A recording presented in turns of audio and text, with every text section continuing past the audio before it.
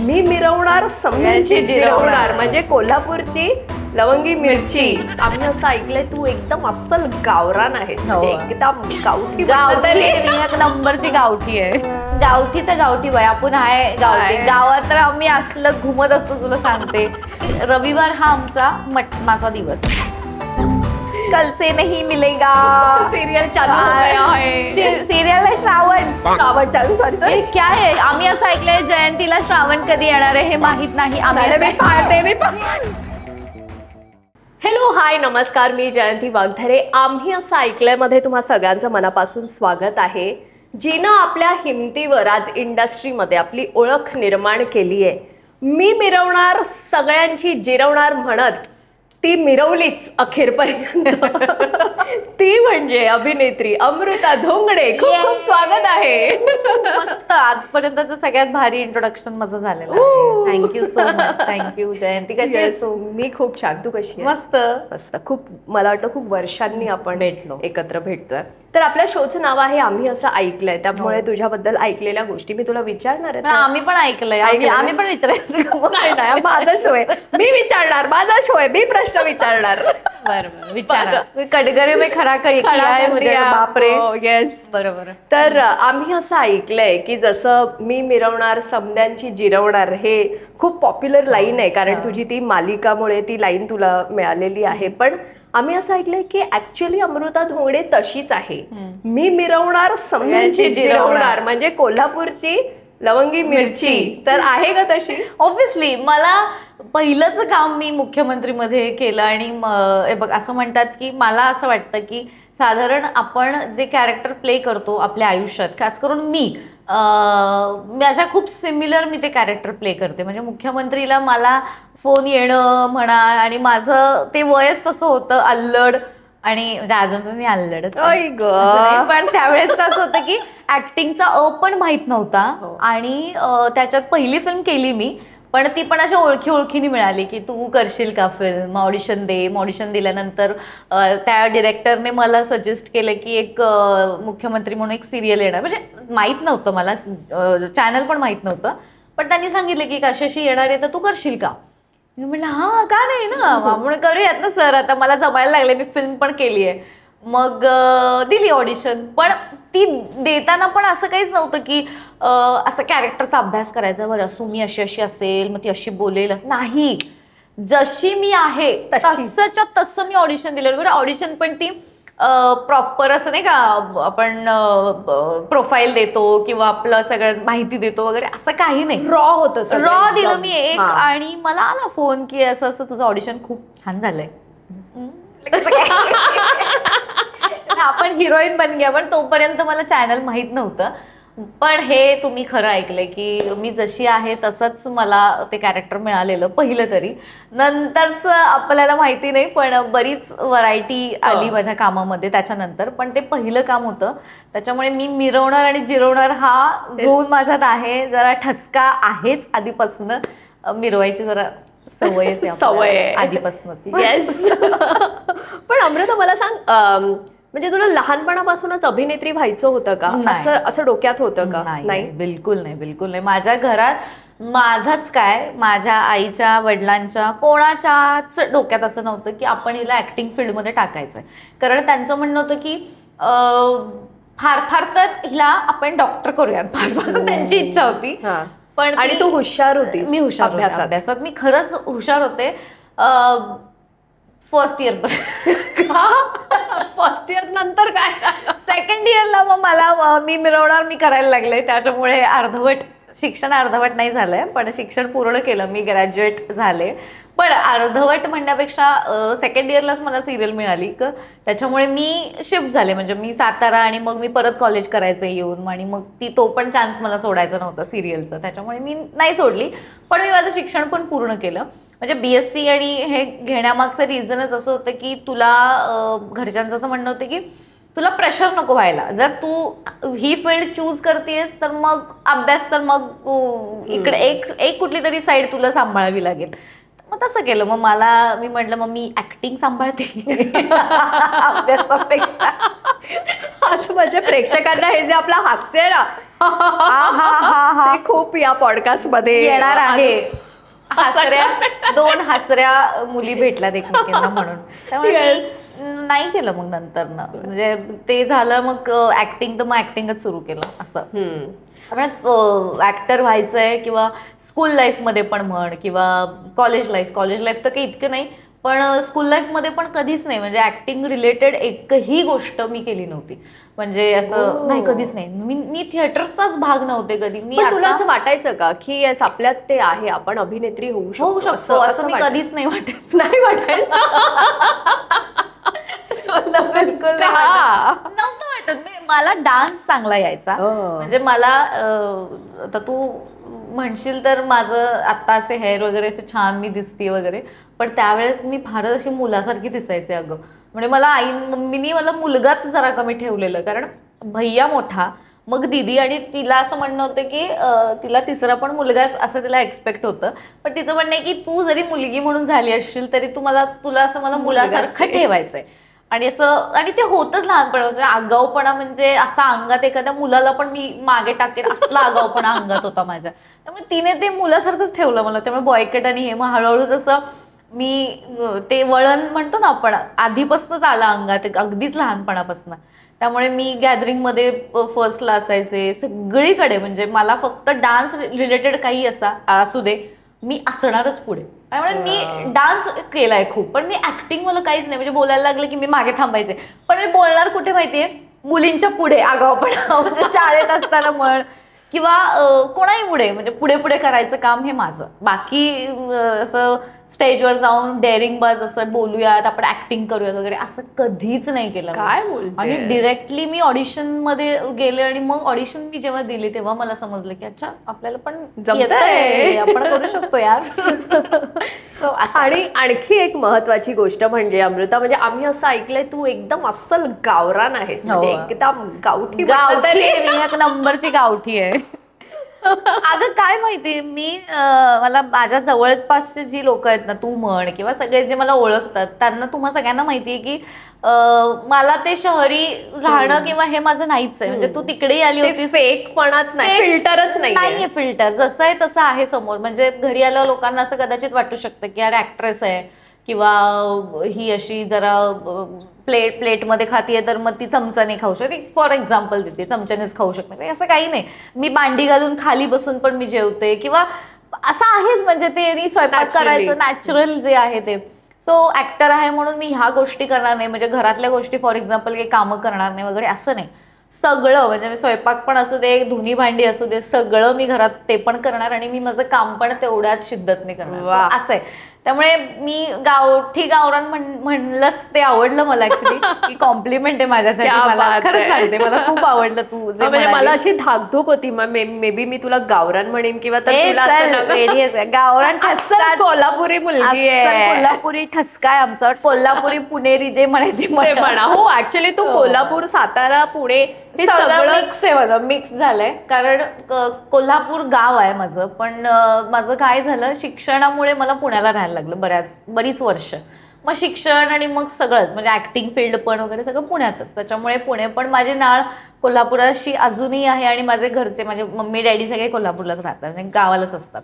त्यामुळे ते आहेच. त्यामुळे गावठी तर गावठी बाय आपण आहे. गावठी गावात तर आम्ही असलं घुमत असतो, तुला सांगते, रानात ह्याच्यात त्याच्यात. माझ्या मम्मीनी तर माझ्यासाठी असं मस्त शेतात एक असं फार्म हाऊस टाईप असं काहीतरी केलंय. तिचं म्हणणं आहे की तू आलीस की आपण तिथं मस्त रस्सा आणि हे तांबडा पांढरा रस्सा सगळं तुझ्यासाठी मी बनवणार, असं सगळा प्लॅन केला त्यांनी. फक्त मला जायला वेळ मिळत नाही. त्यामुळे थँक्यू, मी आहे गावठी. एवढं काय क्या बात आहे. तर मला सांग अमृता, म्हणजे कोल्हापूरची आहेस तू मूळची, तर काय काय आठवणी आहेत कोल्हापूरच्या, किंवा किती रूटेड वाटतं तुला कोल्हापूरची असल्यामुळे?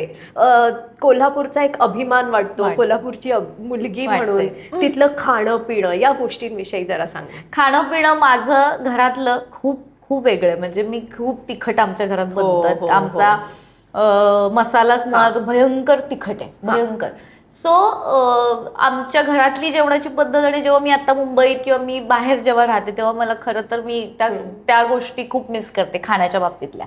तर मला असं वाटतं की बाहेर गेल्यानंतर घरचं जेवण कधी मिळतंय असं वाटतं नेहमी. त्यामुळे मी घरात आता पण मी मुंबईला राहते तर मी एवढा मोठा मसाल्याचा डब्बा मसाल्याचा हो मम्मीने जे चटणी बनवली तो मी घेऊन फिरते माझ्यासोबत. म्हणजे माझ्याकडे आहे. इव्हन माझ्या शूटला पण मला तेल आणि चटणी खूप आवडतं आणि भाकरी.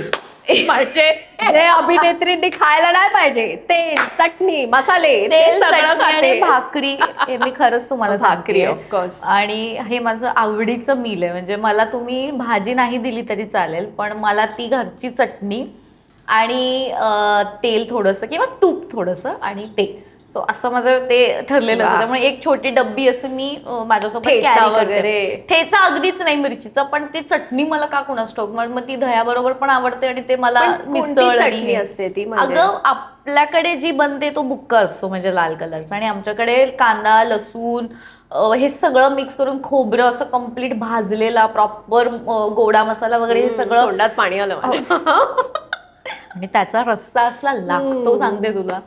सो असं आहे. तर खाण्याच्या पद्धतीने तर आहेच पण एनिवेज कोल्हापूरबद्दल एक गोष्ट अशी आहे की आधी ना जे जुने सिनेमा आहेत जे जुने चित्रपट आहेत त्या चित्रपटात ना बऱ्याचदा आपण बघायचो की गावठी लँग्वेज किंवा गावाकडचं दाखवायचं म्हटलं की कोल्हापूर दाखवायचे. म्हणजे कोल्हापूर हे एकच गाव माहिती असायचं आणि गावात कोल्हापूर भाषेचा लहेजा. त्यामुळे गाव म्हटलं की कोल्हापूर त्याशिवाय वेगळं गावच नाही. तर त्या गावाची गंमत अशी आहे की एकतर कोल्हापुरात अख्खी सिनेसृष्टीच तिकडे बनलेली आहे. एक वेगळी दुनिया आहे तिकडे. त्याच्यामुळे मी तिकडचा भाग असल्यामुळे मला एकतर खूप प्राऊड फील होतं आणि त्याच्यात अजून जास्त चांगलं वाटतं की काहीच नाही का म्हणजे बॅकग्राऊंड आपलं असं एक अगदीच फिल्मी बॅकग्राऊंड कधीच नव्हतं की माझ्या घरात कधी गाणी नाही वाजली कधी आमची फॅमिली मिळून आम्ही कधी सिनेमा बघायला गेलो नाही कधीच नाही. आमच्यात फक्त असं असायचं की रविवार हा आमचा मटणाचा दिवस. यार उद्यापासून नाही कल से नहीं मिलेगा सिरियल चालू हो गया है. सिरियल आहे श्रावण चालू सॉरी क्या आहे. आम्ही असं ऐकलंय जयंतीला श्रावण कधी येणार आहे हे माहित नाही. मी पाहते मला म्हटलं सिरियल सुरू झाली म्हटल्यावर आता कोल्हापुरातून नाही ते म्हटलं ना मी चटणीचा डब्बा आहे मला फक्त बनवायचंय आणि ते मटण आणून पण ते नाही आता श्रावणामुळे पण ठीक आहे आपण आठवणीत ठेवूयात त्यांना. सो त्यामुळे अजून चांगलं असं वाटतं की कधीच असं फॅमिलीचं सपोर्ट नसताना किंवा कोणी असं म्हटलं नाही की चल तुला मी इंडस्ट्रीत घेऊन जातो किंवा चल तुला मी ऍक्टिंग फील्ड कशी आहे हे शिकवतो वगैरे असं काही नाही. सिनेमा बघायला पण आम्ही जायचो नाही कधीच नाही. मला तर मला नाही आकर्षण कसं निर्माण झालं ग सिनेमा विषयीचं. ऍक्च्युली आजचं पॉडकास्ट मला वाटते हा विचार करण्यात रात्री विचार कर आता याबाबत. नाही माहिती नाही पण माझ्या म्हणजे हा प्रश्न जसा तुला पडतो तसा मला बऱ्याचदा येऊन गेलाय आणि मी ह्याचं उत्तर माझ्या आईने मला खूप मस्त दिलंय. तिला फार आवड होती म्हणजे मी जेव्हा पोटात होते तिच्या तेव्हा ती खूप गाणी ऐकायची खूप सिनेमा बघायची. तिला एक सवय होती की आधी ना कॅसेट रेकॉर्ड करायला मिळायचं बघ तर ती रेकॉर्ड करून ठेवायची गाणी वगैरे आणि तिला जेव्हा वाटेल तेव्हा ती कॅसेट लावून वगैरे किंवा रेडिओची गाणी वगैरे असं ती ऐकायची. तर तिचं म्हणणं आहे की मला ना म्हणजे आधीपासून जेव्हा तू पोटात असल्यापासून मला ही सगळी आवड निर्माण झालेली म्हणजे जशी मी जन्माला आले म्हण किंवा नंतर मग फर्स्ट KG पासून वगैरे मला ते डान्सिकल हे माझं अंग वळायला लागलं आपसुक. तुझे ते संस्कार झाले गर्भात असताना एक्झॅक्टली.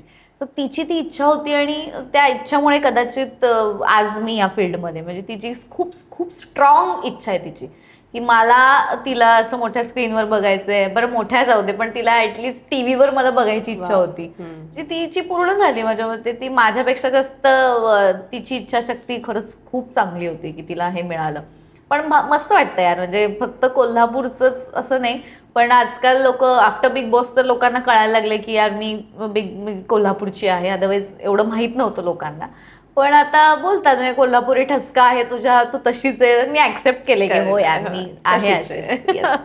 पण मग गावात आता जेव्हा तू जातेस तेव्हा गावातल्या लोकांची रिॲक्शन कशी असते किंवा तुला कसे कॉम्प्लिमेंट्स मिळतात याविषयी सांग. माझं गाव खूप खेडेगाव आहे म्हणजे मुख्यमंत्री जेव्हा आली तेव्हा गावात केबल पण नव्हती.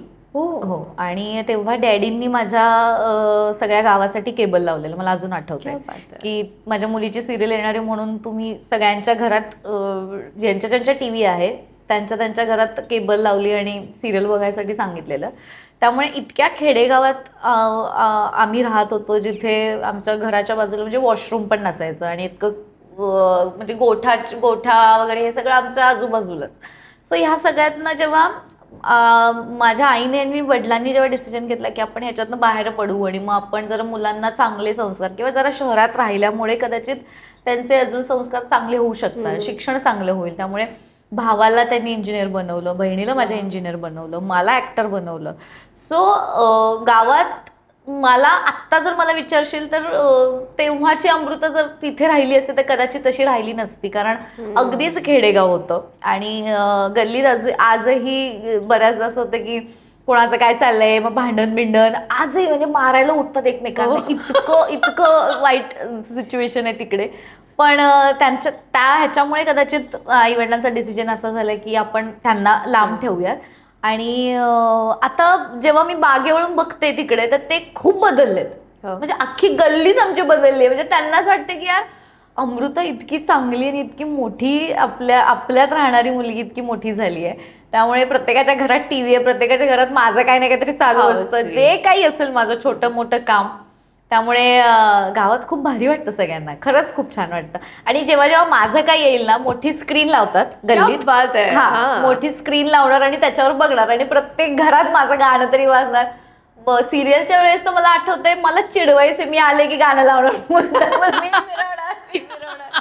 सो खूप म्हणजे भारी वाटतं यार. म्हणजे आता परत मला खूप कमी वेळा जायला मिळतं तिकडे, पण मजा येते जेव्हा जेव्हा जाते तेव्हा.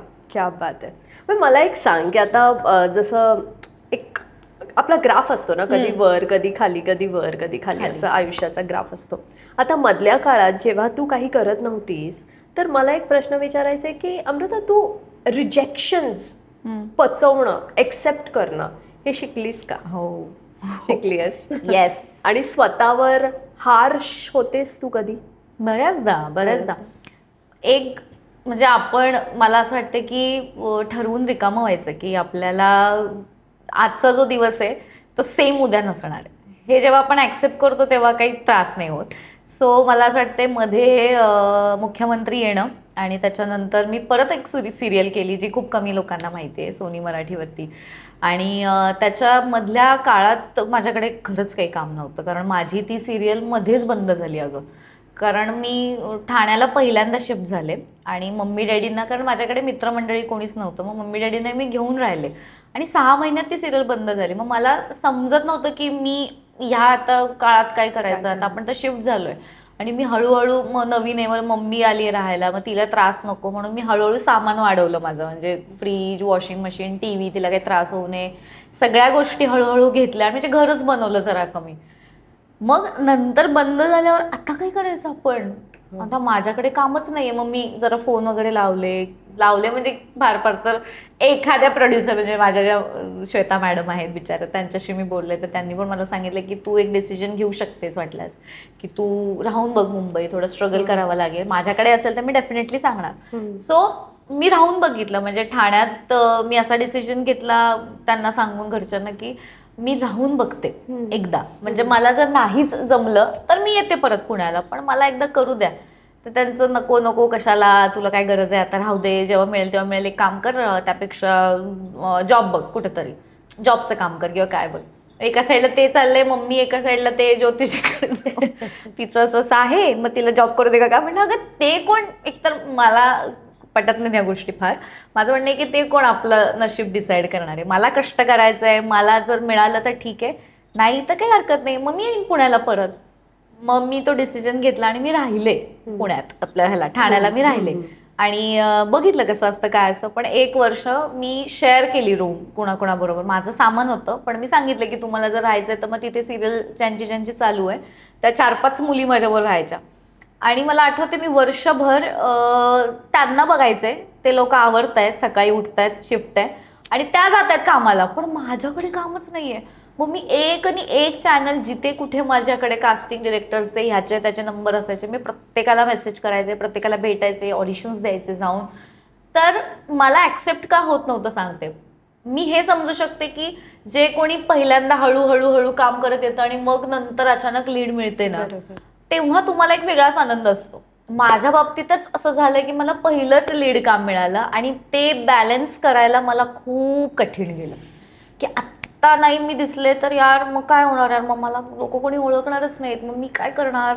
मधल्या वेळेत यार मला सवय झालेली ना रस्त्याने जायला लागले की सुमी ही तुझी सिरियल होती ना, मग हे हळूहळू बंद होईल का, आणि त्याची सवय लागते. ऍडिक्शन होतं ना ग, ती अशा सवय. लेवलचं होतं की तुला एका पॉईंटला असं वाटतं की यार नाही, मग आपण कुठेच नाही आहोत, सगळे काम करतायत, मग आपण कामच नाही, हे ज्या लेवलचं असतं ना. आणि मी बिलकुल नाही का अशी, मी म्हणजे माझ्याकडे कुठली सिच्युएशन अशी आली तर मी अशी त्यातनं निघते. आणि मी त्या घोळात असे अडकले ते 1 वर्ष.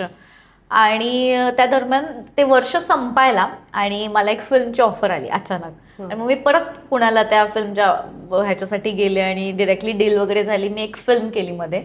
सो त्याच्यानंतर परत एक सुरू झालं. बरं, टीव्हीचं ॲडिक्शन झालेलं ना, त्यामुळे टीव्हीवर दिसणं भाग आहे आपल्याला. करेक्ट. फिल्म काय करू, मी करू ते ठीक आहे. फिल्मने मला फार तर एक माझं 1 वर्षाचं भाडं माझं निघेल किंवा काहीतरी निघेल, पण मी रोज दिसत नाहीये, माझे ऑडियन्स मला बघत नाहीये, त्याचं काय, लोक माझी वाट बघत असतील, हे जे मला खात राहिलं. आणि अचानक त्या दरम्यान मग मला बिग बॉससाठी विचारलेलं. मग हा जो मधला काळ होता ना ग, म्हणजे बिग बॉस नंतरचा पण एक वेगळा स्ट्रगल आहे, पण जो big boss graph big boss पर्यंतचा जो ग्राफ आहे तो खूपच म्हणजे त्रासदायक होता. मला भयंकर त्रास झाला त्या दरम्यान. पण मी शिकले की अचानक जे फेम मिळतं ना आपल्याला, ते पचवायलाही तेवढाच वेळ लागतो. म्हणजे तुला इझिली मिळते गोष्ट, पण ती कंटिन्युएशनमध्ये जर नसेल राहिली, म्हणजे लोकांनी जर तुला एका वेळ बंद केलं ना बघायचं, मग नंतर परत उभं राहणं फार अवघड जातं, कठीण जातं. आणि जे मला झालं, मी स्वतःला पण खूप त्रास करून घेतला मी मधल्या काळात. हो, खूप म्हणजे मी बिडायचे, लाईटा बिटा सगळ्या बंद करायचे घरातल्या आणि अशी कोपऱ्यात रडायचं. मला आठवतं एक ऑडिशन होती माझी आणि मी त्या ऑडिशनवर खूप डिपेंड होते, का खूप चांगल्या चॅनलची ती सिरियल होती. आणि मी दिली ऑडिशन आणि माझा असा हसत खेळत स्वभाव आहे, मी कधी त्याच्या डिप्रेशन आणि ह्याव प्रकार माझ्यात कधीच नव्हता. त्यामुळे तो जो काळ होता तोच खूप डिप्रेशन, तो काळच मला असं वाटतं की तो माझ्या आयुष्यातनं मी खूप स्किप करते, म्हणजे मला आठवलं तरी मला त्रास होतो. तर ती ऑडिशन दिली आणि त्याच्या काही काळानंतर त्याचा मला फोन आला की आपण लॉक करतोय असं. अरे वा, मस्त, म्हणजे सिरियल मिळते आपल्याला. मग मला म्हटलं आपण एक काम करू, एक मॉकशूट करू. मॉकशूट म्हणजे मी असणार आणि जी ऑलरेडी डिसाइडेड मुलगी असते, त्या दोघींमध्ये आपण बघणार की कोण जात आहे, कोण कॅरेक्टरला जात आहे. मग ठीक आहे, आपण बघूयात, मॉकशूट करूयात. मग मॉकशूट केलं, सगळं झालं, मला आवडलं. मग तिथे कोण कोण ओळखीचे होते, सिरियलमुळे ओळखत होते, ते म्हणाले की नाही अमृता, मस्त झालंय तुझं, खूप छान होईल. म्हटलं मला कामाची गरज आहे आणि मिळालं तर खूप बरं होईल. म्हणाले मिळेल, तुला मिळेल, असं खूप होप्स आल्या त्याच्यानंतर. आणि मग 4-5 दिवसांनी मी जरा अपडेट घेत होते की अरे काय झालं का, म्हणजे होतंय का, म्हणजे मी इथे राहतेय, मग तसं करायला प्लॅनिंग वगैरे. तर म्हणाला की त्याचाच मेसेज आला की नाही अमृता, आपलं ह्या वेळेस नाही वर्क होते. मग मला परत म्हणजे मी तुटले, भयंकर तुटले आतनं. माझ्या बहिणीला फोन केला आणि त्या दरम्यान मी ठाण्याला राहत होते एकटी. त्यांचं घरच्यांचं म्हणणं असं होतं की तुला गरज नाही आहे राहायची, पण तू जरी राहिलीस तरी आता तुझं तू बघायचं. म्हणजे आता आमचं फार झालं, म्हणजे आम्ही तुला घेऊन वगैरे गेलो, म्हणजे मध्ये काही गोष्टी झाल्या की मला ते घेऊन गेले, मी तरी निघून आले की नाही मला करून बघायचंय म्हणून. तर त्याने तू आता तुझं तू बघ म्हणून मी माझ्या बहिणीला कॉल केला, मला आठवते. आणि तिला मी खूप रडले फोनवर, खूप रडले. माझी मैत्रीण आहे सोनी, ती होती त्यावेळेस आणि तिची सिरियल पण चालू होती. तर ती त्या सेटवरनं मी रडायला लागले जोरात. तर ती सेटवरनं पळत आली माझ्याकडे आणि मला मिठी वगैरे मारली, सगळं बंद करून बसले आणि मी जोरात रडत होते. म्हटले एवढ्याशा एका कामामुळे, म्हटलं नाही एवढंसं नव्हतं ते माझ्यासाठी, खूप मोठं होतं आणि एक अपॉर्च्युनिटी होती. अपेक्षा ठेवली, खूप अपेक्षा ठेवलेली मी त्याच्यासाठी की यार ते जर मिळालं असतं ना यार, तर आपण परत रुटीनला आलो असतो. पण ठीक आहे, मला असं वाटतं तो एक धडा होता आपल्याला, एक आयुष्यात एक मिळायला पाहिजे की इझिली कुठलीच गोष्ट नाही मिळत, त्याच्यासाठी खूप खूप खूप स्ट्रगल करावा लागतो. मग काय, मग मला बाहेर काढलं सगळ्यांनी. मी थोडे दिवस अजून प्रयत्न केला आणि मला आला मग एक शोसाठी मोठा मोठा शो होता. त्या शोसाठी मला डायरेक्ट फोन आला, म्हणजे मला डिप्रेशन, डबल डिप्रेशन. तू मला हसवते यार, चुकीचा पॉडकास्ट चाललाय यार, ही खूप हसवतीये मला. मला ज्या नजरेने बघून सांगते असता मला कंट्रोल होत नाहीये. बरं बोल बोल सिरियसली. हा बोल. काय सिरियसली, मला शो आला त्याच्यानंतर, मग मी शो केला. मग तू बिग बॉस मध्ये सीझन 4 ची 4 नंबरला आलेली मुलगी. क्या बात आहे. पण अमृता 4 नंबरला येणं पण मोठी गोष्ट आहे. मोठी, त्या घरात एक दिवस टिकणं मोठी गोष्ट आहे. ऍब्सोल्युटली.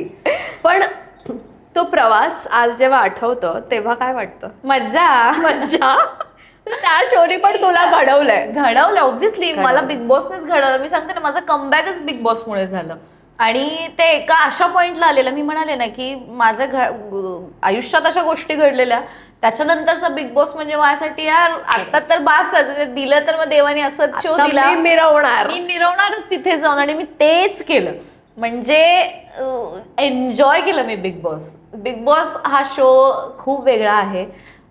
ज्यांना जमतो त्यांनी डेफिनेटली त्यांनी गेलं पाहिजे. ज्यांना नाही जमत ऑब्व्हियसली ते बाहेर पडतात, जसं बहुतेक मला जमला. मी शेवटपर्यंत टिकले. पण कधी असं वाटलं की का केला बिग बॉस, असं कधी वाटलं? हे मला बाहेर आल्यावर तर वाटलंच डेफिनेटली. पण आतमध्ये तेवढंच. आधी आतली तुला स्टोरी सांगते. आतमध्ये जाण्यासाठी माझ्या आईचा हट्ट होता की तू बिग बॉस करायचं. का सांगते, हा, कारण आम्ही हिंदीचे सीझन बघायचो त्यावेळेस आणि आम्ही घरात खेळायचो बिग बॉस. खूप मॅनिफेस्ट केलेलं असतं, बेल्ट वगैरे लावायचं असं. आणि बिग बॉस बिग बॉस, माझी आई मला त्रास देते बिग बॉस, आणि मम्मी तिकडनं बिग बॉस. म्हणजे हे काय, आणि आम्ही घरात खरंच खेळलोय. ते मॅनिफेस्टेशन होतं. ते मे बी मम्मीचं माझ्या इतकं स्ट्रॉंग म्हणलं ना, तिला तिची खूप इंट्युशन्स आणि तिला ते आधीपासूनच आले असतील मे बी. त्यामुळे ते पटकन मला फोन आला आणि मी तिला सांगेन म्हणलं मम्मा बिग बॉस साठी फोन आला. काय बोलते? आणि नेमकं त्यावेळेस ती मला अजून आठवते, म्हणजे फिल्मी वाटेल गाईज, पण हे खरं आहे की मला जेव्हा फोन आलेला आणि मम्मी माझी देवपूजा करत होती आणि तिचं म्हणणं आहे की मग मला देवीने मला कौल दिला की तुला मिळणार आहे चांगला शो. आणि मी घरी होते तेव्हा पुण्याला, आणि तेव्हा मी हो म्हणाले बिग बॉसला. आणि माझ्या 4-5 अशा मीटिंग्स झाल्या, मग त्याच्यात ठरलं काय करायचं काय नाही, जायचं नाही जायचं. पण माझं एक स्ट्रगल चाललेलं सुरुवातीलाच की जायचं की नाही, कारण आपण जसे आहोत तसे दिसणार. शो सोपा नाहीच आहे अगदीच कुणालाच. म्हणजे तुमची इतका माइंडसेट तुमचा स्ट्रॉंग हवा की तुम्ही ट्रोलिंगला पण रेडी पाहिजे सगळ्याच गोष्टींसाठी. म्हणजे निगेटिव्ह कमेंट्स तुम्हाला इतक्या येत, नेगेटिव्हच जास्त, निगेटिव्हच. म्हणजे पॉझिटिव्ह खूपच आपल्या जवळपासच बोलू शकतात की अमृता खेळतीये वगैरे, पण त्याच्यापेक्षाही जास्त निगेटिव्हसाठी तुम्ही रेडी पाहिजे, जे मी बिलकुल नव्हते. मला असं झालं की यार मी, आणि प्रत्येक कंटेस्टंटलाच मुळात आतमध्ये, मी कोणाहीबद्दल असं नाही बोलणार, प्रत्येकजण जिंकण्यासाठी आलाय. म्हणजे बिग बॉस हा शो ती ट्रॉफी मिळवण्यासाठीच आहे. तर प्रत्येकाचा एक वेगळा स्ट्रगल चाललाय. त्याचा तू असशील तर तुझा तोच प्रयत्न असेल की नाही मला ट्रॉफी कशी मिळेल, किंवा सगळ्यांचाच रादर. मग त्यामुळे माझाही तोच प्रयत्न होता. पण त्याच्यात जे काही खटके उडले असतील, जसे आपण आहोत, काही काही जण करतात, ऍक्ट करतात, 100 दिवस करू शकतात ऍक्टिंग, असेही आहे लावून फिरणं. पण जेन्युअनली मी जशी आहे, मी तशीच खेळलं. म्हणजे मला असं वाटत नाही की कॅमेरा आहे म्हणून मी उगाचच केलंय वगैरे काय. मध्ये मध्ये तर मला पहिले काही एपिसोड बघितले, माझ्या घरचे म्हणायचे तू दिसतच नाहीयेस. म्हणजे कळायचंच नाही की अच्छा मग आपल्याला असं करायचंय का तसं करायचंय का, हे समजायचंच नाही. त्यामुळे हे काही प्लॅन नव्हतं माझ्या बाबतीत तरी. पण मी खेळले, मी जशी, मला असं वाटतं आज मागे वळून बघताना असं वाटतं बिग बॉस हा शो मी जशी होते तशी खेळले ना, कदाचित त्याच्यामुळे मी भले टॉप 5 मध्ये का असे ना, पण मी फायनलिस्ट त्यामुळेच आहे. मला जर मी फेक काहीतरी करत बसले असते आणि मग खोटा लावून आणि काही गोष्टी केल्या असतात तर मग मे बी मी बाहेर पडले असते लवकर. पण जे तू म्हणालीस की वाटलं का, तर डेफिनेटली वाटलं मला. कारण लोकांना कॅरेक्टर म्हणून आपल्याला बघायची सवय असते सुरुवातीपासून. करेक्ट. बिग बॉसमुळे किंवा अशा काही रियालिटी शोमुळे काय होतं, आपण जे रिअल आहोत म्हणजे झोपेतून उठल्यापासनं ते सगळं दिसतं. म्हणजे आपली एक्सक्लुझिव्हिटी कम्प्लिटली निघून जाते. त्यामुळे बाहेर आल्यानंतर जेव्हा मला कामासाठी मी ऑब्व्हियसली परत सर्च केला. मध्ये मी फिल्म्स केल्या खूप छान. अच्छा. हां, पण अगेन टीव्हीचं तर होतंच. म्हणजे टीव्ही जर मिळालं तर बरं होईल, कारण आपण मुंबईत राहतोय आणि सतत दिसत राहतो. त्याच्यामुळे तेव्हा असं जाणवलं बऱ्याचदा की नाही यार, नसतं केलं तर कदाचित काही गोष्टींनी आपण वेगळी कामं ॲक्सेप्ट केली असती. फॉर एक्झाम्पल मला निगेटिव्हसाठी विचारायला लागली. मग मला असं झालं का ना, कारण आपण तर खूप पॉझिटिव्ह मी केलंय. मी खूप छान छान पॉझिटिव्ह आणि मी नायिकेचं एक वेगळंच विश्व असतं. म्हणजे तिच्यावर अख्खी मालिका असते आणि खूप मजा असते ते कॅरेक्टर प्ले करताना, कारण आपण सतत दिसत असतो. हा माझाही प्रयत्न होता. पण मला विचारणा बऱ्याचदा अशी आली की बरं लीडसाठी पण आली का, तर हो ऑब्व्हियसली आली, पण ते होत नव्हतं कदाचित. मग परत निगेटिव्ह, मग निगेटिव्हचा ग्राफ इतका वाढत गेला की त्याच कामाची सारखी विचारणा मला तू एक्सेप्ट केलं. मग कदाचित मला असं नाही, पण मी लवकर ऍक्सेप्ट नाहीच केलं. म्हणजे मी 2 वर्ष त्याच्यासाठी घालवली ऍक्सेप्ट करायला. म्हणून आफ्टर बिग बॉस 3 वर्षानंतर मी आता जे करते ते निगेटिव्ह मी ऍक्सेप्ट केलं. पण तुला असं वाटतं का की नेगेटिव्ह भूमिका केल्याने फरक पडतो, म्हणजे लोक तुम्हाला हेट करायला लागतात म्हणून ते करायचं नाहीये, असं काही वाटतं? नाही, मी खूप वेगळा विचार करते. निगेटिव्ह किंवा एखादी भूमिका जर तुम्हाला आत्ता ह्या क्षणी विचारशील ना, याचं कदाचित आधी 2-3 वर्षापूर्वीचं आन्सर कदाचित वेगळं असलं असतं. 2-3 वर्षापूर्वीची अमृता तुला म्हणाली असती की नाही, माझी इमेज मला चांगली ठेवायची आहे, त्याच्यामुळे मी निगेटिव्ह नाही करणार. पण आत्ताच्या अमृताला जर तू विचारशील तर म्हणशील की any character I can play, any character, तू मला काहीही दे, मी रेडी आता करायला. का सांगते? कारण निगेटिव्ह तर निगेटिव्ह ह्या शेडला आपण कसं दाखवतोय हे दॅट इज इम्पॉर्टंट. मला असं वाटतं की तू कुठलंही काम कर, लोकांपर्यंत जेव्हा ते पोचतं ना, ते तुझ्या एफर्ट्समुळे पोचतं. पहिली गोष्ट, ते काही पॉझिटिव्ह आहे नाही, ती हिरोईन आहे म्हणून तिला बघायचं असं नाहीये. कदाचित असंही असू शकतं की अमृता एक असं कॅरेक्टर प्ले करतीये जे बघायला मला ती सिरियल बघायची, भले त्या नायिकेला मला नाही बघायचंय, पण ती निगेटिव्ह किंवा ते कॅरेक्टर म्हणून करतीये ना, तर ती बाप करते बाई, तिला बघायचंय आम्हाला. हे मला हवंय, जे मी बदललंय. आणि मला असं वाटतं की मी फक्त निगेटिव्ह नाही, कुठलंही काम द्या मला, मी आता काहीही करू शकते. सो आता मी कम्प्लीट ट्रान्सफॉर्म केलेलं आहे गाईज. मी असं पाण्यासारखी आहे, मी खळखळती आहे. मी म्हणजे कुठेही मी कॅरेक्टर आता कसलंही प्ले करू शकते, इतकी मी रेडी झाली आहे. आणि चॅलेंज आहे यार, म्हणजे निगेटिव्ह म्हण किंवा करण्यासाठी खूप चॅलेंजिंग गोष्ट आहे ही, की तुम्ही जसे नाही आहात. ऑब्व्हियसली कोणीच आपल्या आयुष्यात असं नसतं की इतकं क्रूरपणे कोणी वागतं वगैरे, पण हे करायला पण हा टास्क आहे ना. ऍब्सोल्युटली. हे कोण करतं आयुष्यात? हे नाही करत कोणी. मला तर खूप मजा येते आणि मला असं वाटतं का तू ते 3 वर्ष घालवलं बसायचं. ते पॉझिटिव्ह कॅरेक्टर प्रत्येक सिरियल मध्ये बायका रडतच बसतात, तीच पॉझिटिव्ह असते. हा ना, सोशिक ती का सोशिक. अरे पण तुला माहितीये का, मला असं वाटतं की जे आता जे दाखवतात ना यार, पण मला खरंच असं वाटतं की हे खऱ्या आयुष्यात पण आहे. म्हणजे खूप खूप ठिकाणी अशा बायका आहेत ज्या हे सगळं सहन करतात ग. आणि म्हणूनच ते त्यांना रिलेट होतं ते खरंच. म्हणजे मुख्यमंत्रीच्या वेळेस असली आगाऊ मुलगी कोण असेल मला माहिती नाही, पण मी होते. पण ह्या ज्या बिचाऱ्या आपल्या नायिका दाखवतात त्या बऱ्याचदा खूप जणी त्या रिलेट करतात की आपल्या घरात पण आपली सासू त्रास देत असते, आपला नवरा पण देत असतो, जाऊ जे कोणी आहे ते असं असतं. त्यामुळे त्यांना ते रिलेट होतं सिरियल बघायला. पण मला मज्जा येते यार, मी आत्ता जे नवीन आता शो घेऊन येते सगळ्यांसमोर, सो त्यात करायला मज्जा येते मला. क्या बात आहे. आता मला एक प्रश्न असा नेहमी पडतो की अमृता, तू आता इतक्या वेगवेगळ्या ग्राफ्समधून गेली आहे, तू जवळजवळ तुझी जर्नी सांगितलीस आता गेल्या 5-6 वर्षात, जे खूप महत्त्वाचे होते तुझ्यासाठी. तुला स्वतःबद्दलची कोणती गोष्ट आहे जी तुला खूप आवडते, प्रचंड आवडते? मी खूप कॉन्फिडंट आहे प्रत्येक बाबतीत. म्हणजे मी लाजत नाही पहिली गोष्ट. मला जर एखादी गोष्ट हवी आहे तर मी कशीही ती कमवू शकते किंवा मी मागू शकते. मी लाजत नाही. घाबरणं हा प्रकार मला नाही माहिती आहे. वाह, मी बेधडक बिंदास्त आहे, म्हणजे क्या बात आहे. लपून छपून नाही बाबा, जो भी आहे मुंह पे तोंडावर असं. पण कधी भीती वाटते की समोरचा दुखावला जाईल का किंवा मी काय? दुखावण्यासारख्या गोष्टीच नाही नाही करत, करत. नाहीच करत.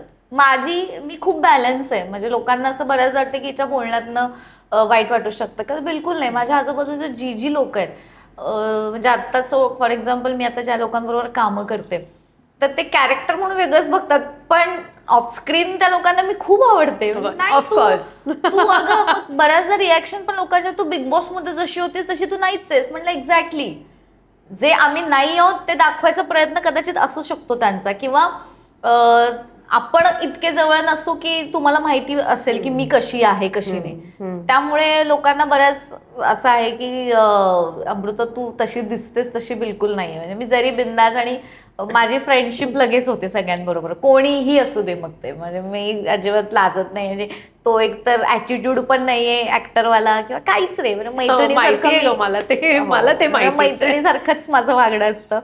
सो असं आहे. क्या बात आहे अमृता. म्हणजे खूप मजा आली तुझ्याशी गप्पा मारताना. हो. होय, तर नेहमीप्रमाणे म्हणजे मला असं कॅमेरा चालू आहे, आम्हाला आम्हाला लक्षात वाटलं एक्झॅक्टली, मला असं वाटलं खूप दिवसांनी भेटते, गप्पा मारूया. तर छान गप्पा झाल्या आणि तुझा Yes. नवीन प्रवास सुरू झालेला आहे. मला खूप आनंद होतोय. Thank you so much. Thank you. खूप खूप शुभेच्छा अगदी मनापासून तुला. थँक्यू. आणि अमृताचा ग्राफ आता मला असा वर वर वर वर Yes, जाताना yes. पाहायचा आहे. लवकरच सगळ्यांनी बघू दे, आणि माझ्या मते खूप चांगलं काम करायचंय, मोठ्या स्क्रीनवर स्वतःला Yes, बघायचंय. आणि yes. मध्ये काही सिनेमा केले पण आहेत, गाणी पण केली आहेत मी. माझी गाणी पण खूप छान हो, लोकांनी ऍप्रिशिएट केलं, राजा राजा लखाबाई. सो हा प्रयत्न पण आहेच की गाण्यातनं पण मी त्याच्यासाठीच, म्हणजे गाण्याचा किस्सा तुला सांगते जाता जाता, की गाणं करण्याचंच रिझन असं होतं की मला एक कमबॅक अजून एक हवं होतं की यार Yes. एक ऍक्टिंगसाठी. आणि म्हणजे सॉरी टू हा. कट यू, पण इतकं कमाल वाटलं ना मला, कुठल्याही अभिनेत्रीला असे एवढे एक्सपेरिमेंट्स करायचे आणि खरंच म्हणजे ते कौतुकास्पद आहे. कारण प्रत्येकीला त्या साच्यात राहणं बऱ्याचदा आवडतं, पण तू नेहमी ते मोडते. आणि मी एक्झॅक्टली. तेच करणार. माझं ते एमच ते आहे की मला कुठल्या साच्यात बसायचं नाहीये. लोकांनी म्हणायला पाहिजे की हिच्यासाठी आपण एक वेगळा साचा बनवूया. पण मला एक प्रश्न या निमित्तानं आता असा सुचलाय की कधी कुठल्या गोष्टीचं न्यूनगंड वाटलं तुला? कधी असं वाटलं की आपल्याला लोक जज करतायत या गोष्टीसाठी, किंवा असं कधी जाणवलं का तू सुरुवातीपासूनच अशी बिनधास्त आता होती? त्याच्या माझ्या मते मी फार काही कामं केली माझ्या आयुष्यात असं नाही. म्हणजे इंडस्ट्रीत मी खूपच नवीन आहे. म्हणजे आजही मला खूप लोकांबद्दल किंवा नाही माहिती आहे. सो जी काही मी कामं केली ती माझ्या आवडीची केली कामं. सो लोकांनी जी विचारली पण कामं, कदाचित ते मला कुठली तरी म्हणतो ना, कामातूनच काम जनरेट होतं. सो माझ्या मते मुख्यमंत्रीमधनं दुसरं काम येणं किंवा बिग बॉस नंतर नंतरची कामं येणं. का हसतीयस आता तू हसलीस? म्हणजे आपण जे काही निगेटिव्ह मी जे आता काम करते ना त्याचं मी पण असं लोकांनी जज तर नाही केलं, पण अप्रोच खूप छान असतो यार प्रत्येक कॅरेक्टरचा. म्हणजे राजा राजा करताना हितेशचा अप्रोच असा होता की तू अशी अशी दिसली नाहीयेस कधी, जशी तू राजा राजामध्ये इतकी बोल्ड आणि इतकी हे दिसलीस तशी तू कधीच नाही दिसली. एनर्जी तुझी कमाल माझी एनर्जी नाही दिसली. तू डान्सर आहेस हे लोकांना माहिती नाहीये, हे मला त्याने सांगितलं. म्हटलं अरे हा ऍक्च्युली. म्हणजे बऱ्याचदा मी अवॉर्ड शो वगैरे बघते, अवॉर्ड शोला नाही बोलवत कधी परफॉर्म करायला, किंवा त्यांना नाही माहितीये की आपण अमृताला एक चान्स दिला पाहिजे. एक तर सांगू का तुला प्रॉब्लेम काय होतो, सिरियल आर्टिस्ट आणि फिल्म आर्टिस्ट मध्येच इतका फरक केला जातो ना की नाही, फिल्मच्या आर्टिस्ट म्हणजेच नाचतात किंवा त्याच छान डान्स करतात. अगं पण आपले सगळे फिल्मचे आर्टिस्ट हे सिरियल करूनच झाले, हे त्यांना नाही माहितीये. पण आता मी बाहेरची आहे त्यामुळे मला कदाचित नसेल माहित की कुठल्या कोणाला कॉन्टॅक्ट करायचा आहे. बरं अवॉर्ड शो आहे तर ह्या अवॉर्ड शो साठी मी ऍटलीस्ट परफॉर्म करायची तर एक आर्टिस्टची इच्छा असते. तर मग आपण करू शकतो का, ह्याचे कॉन्टॅक्ट नाही आहेत समजा माझ्याकडे, पण तुम्ही माझ्यापर्यंत पोहोचू शकता ना. सो त्याच्यासाठी मी ठीक आहे, मी करेन काम. मी आता एक काम करून दिलं पुढे, मी माझ्या डान्सचे काही रील्स टाकते किंवा माझे काही आता मी गाणं बनवून टाकलं, पण नाही ग त्याच्यानंतर पण नाही. म्हणजे त्याच्यानंतर मी बघते ना तितके अवॉर्ड शो झाले ना, इन्व्हिटेशन असतं ना परफॉर्मन्ससाठी, पण नॉन डान्सरला तुम्ही शिकवता यार तुम्ही. म्हणजे तुम्ही अगदीच मी रील स्टारच्या ह्याच्या अगेन्स्ट नाहीये, पण रील स्टार पण अवॉर्ड शो मध्ये येऊन नाचतात. कितीतरी शोज मी बघितलेत. मग हा भेदभाव कशासाठी? खरं. एक तर डिरेक्टली फिल्म करणारे तर मला सांगू का, फिल्म करणारे किंवा सिरियल करणारे ह्या इंडस्ट्रीमध्ये जे दिसत आहेत ना, ते खरंच सगळे लकी आहेत. मग ते कुठलाही छोटा आर्टिस्ट का असेल ना, त्याला टीव्हीवर यायचा चान्स मिळालाय ना, म्हणजे त्यांनी खूप चांगलं काम केलंय, खूप चांगलं. नॉट नेसेसरी की तू लीडलाच दिसली पाहिजेस किंवा तुला मोठा रोलच मिळाला पाहिजे. एक छोटा रोल जरी असेल ना, तरी त्याला म्हणजे खूप मोठी गोष्ट आहे. कारण इतक्या असंख्य करोडो लोकांमधनं आपण सिलेक्ट होतो आणि आपल्याला काम मिळतं. त्यामुळे आपण खूप लकी समजायचं असं मला वाटतं. की कृतज्ञ राहणं खूप गरजेचं आहे त्यासाठी. त्यामुळे ती एक खंत आहे मला की यार नाही, असं जज करू नका एखाद्याला की नाही ती सिरियल आर्टिस्ट आहे तर मग आपण तिला फिल्म मध्ये नको घ्यायला, असं नाही. म्हणजे मला तर उलट गंमत आहे, मी सांगते. सिरियल मध्ये जर तुम्ही बघितलं असेल आर्टिस्टला आणि जर तुम्हाला तिला घेऊन फिल्म करायची आहे ना, तर सिरियलचा अख्खा ऑडियन्स फिल्म मध्ये येऊ शकतो. ऍब्सोल्युटली. हे काय माहिती लोकांना, हे कसं नाही म्हणजे समस्त प्रोड्युसर डिरेक्टर लोकांना. अमृता धोंगडेचं असं म्हणणं आहे की जरी सिरियल करत असले तरी सिनेमासाठी मी रेडी आहे. येस. माझा अख्खा ऑडियन्स, अख्खं कोल्हापूर, अख्खं महाराष्ट्र मी घेऊन येऊ शकते. टॅलेंट आहे, कॉन्फिडन्स आहे, डान्स येतो, एक्सप्रेशन्स आहेत, सगळं आहे. अजून काय हवंय? आणि चांगली पण आहे, असं काय चांगली मुलगी माहिती आम्हाला. आपण करतोय. मला एक प्रश्न येते मला या निमित्ताने एक प्रश्न करायचा आहे. बऱ्याचदा स्त्री जोरात हसली तर यावरून सुद्धा तिला जज केलं जातं बरं का, की अगं ही किती हसतीये. असं हसायचं ना, हळू हसायचं, असं हा नाही करायचा, असं हसायचं.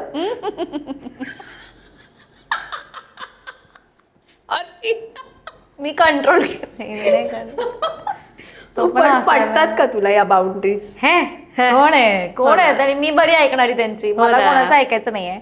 बिंदास जगायचं यार, काय नाही. तुझ्या त्या सिरियलच्या महिला प्रेक्षकांना सांग, कारण त्यात बऱ्याचदा अशाच असतील. हे काय नाही, हसायचं बिंदास. तुम्हाला जे वाटतं ते करायचं. बघा, माझ्या घरातनं सुरुवात आहे. मला त्या तर ज्या बघतायत मला त्यांना तर प्रेमच आहे माझं सगळ्यांना, पण माझ्या घरापासूनच मी सुरुवात केली. माझ्या आईलाच मी या बाउंड्रीतनं बाहेर काढलंय. ती खूपच म्हणजे माझ्या आईला 5 नंदा आहेत, त्यामुळे ती त्या फॅमिलीतल्या ह्याच्यात तिचं सांभाळ करण्यातच तिचं अख्खं आयुष्य गेलं. म्हणजे आजही म्हणजे या इंटरव्ह्यू किंवा ह्याच्यातून मला तिला एवढंच सांगायचं की यार तू बाहेर पड आता ह्या सगळ्यातनं. म्हणजे तिला ती सासू झाली आहे, तिला नातवंड आहेत, पण त्यात पण तिला तेच करायचंय की नाही माझ्या पोरीचं चांगलं, माझ्या मुलाचं चांगलं नाही. तुमचं एक आयुष्य आहे, स्त्री म्हणून तुम्हाला तुमचं आयुष्य आहे, तुम्ही ते जगा. मी तिला आजही सांगते, तुला गाणं शिकायचंय का, तू जा बिंदास बाहेर, काही करू नाही. मग पोरांकडे कोण बघणार, मी नातवंड आहेत माझी, त्यांच्याकडे कोण, का जा तू. त्यांना त्यांची रिस्पॉन्सिबिलिटी घ्यायला त्यांचे आई वडील आहेत की, ऑफकोर्स जा तू फिर. ही बंधनं नाही ग, आणि ते आपल्या आयांना नाही समजू शकत. नाही आता नंतरची ती एक शेवटची जनरेशन असेल यार, की खरंय त्यांनी इतकं आपल्याला सांभाळून घेतलंय. पण आहे, त्यांनी पण जगावं आणि हसणं बिसणं तर बिंदास असतं यार. आयुष्य सुंदर आहे, सुंदर जगा. आणि मला बघा मी का हसते यार, माझ्या प्रत्येक वाक्याला हसती जयंती. हसरा पॉडकास्ट असं हसरा पॉडकास्ट. बरोबर, आम्ही असं ऐकलंय.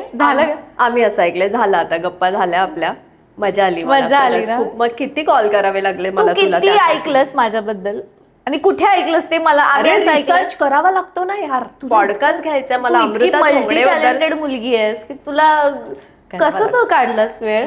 आदल्या रात्री अमृताचं गाव कोणतं, अमृताचं बालपण कसं, अमृता आता काय करते, बिग बॉस नंतर अमृता काय करत होती. माझी पहिली माझी अशी मैत्रिणी जिला मला इंटरव्ह्यू देताही येत नव्हता मुख्यमंत्रीच्या वेळेस, त्यावेळेस जयंतीने मला सांगितलेलं. 10 वर्ष झाली. अरे एवढी जुनी आहे मी.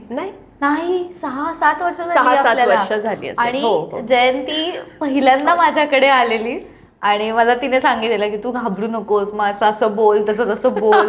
आणि माझ्यासोबत रील पण तिने केली. पहिला इंटरव्ह्यू माझा जयंती बरोबर. आणि मला आजही तीच रील करायला आवडेल सोबत. हा तर आता आम्हाला कॅमेरा जरा शिफ्ट करावे लागतील त्यामुळे आता हा इंटरव्ह्यू आम्ही इथेच थांबतो थांबवतो. कारण आम्हाला नाचायचंय आता. धन्यवाद. धन्यवाद. Thank you Thank you. Amruta, Thank thank you you. So much. Thank you.